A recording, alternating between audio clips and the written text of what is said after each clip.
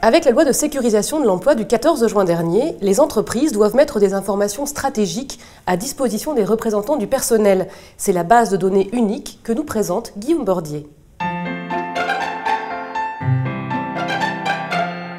Maître Bordier, bonjour. Bonjour. Pouvez-vous nous expliquer en quoi consiste cette base de données unique? Cette base de données est un support permanent sur lequel sont regroupées des informations économiques, financières et sociales concernant l'entreprise. Elle doit être mise en place dans toute entreprise ayant au moins 50 salariés avec 2 dates d'entrée en vigueur différentes, juin 2014 pour les entreprises ayant au moins 300 salariés et juin 2015 pour toutes les autres entreprises soumises à l'obligation.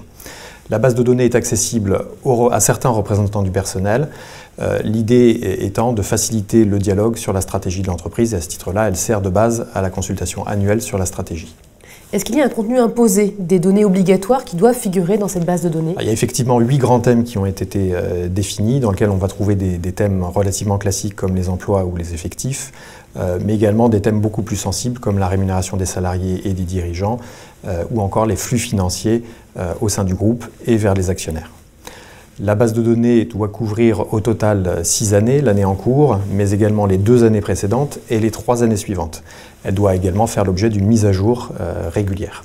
Quelles questions doit se poser un chef d'entreprise qui va mettre en œuvre cette base de données unique? Alors, les dispositions légales sont relativement souples. La première question à se poser, c'est de savoir sur quel support mettre en place cette base de données.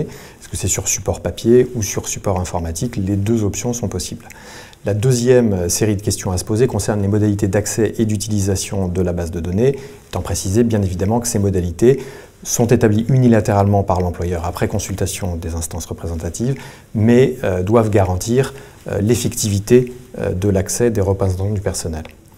Enfin, la dernière série de questions à se poser concerne la confidentialité des informations. À ce titre, le législateur a prévu une obligation de discrétion à la charge des représentants du personnel, mais uniquement concernant les informations qui auront été présentées comme confidentielles par l'entreprise.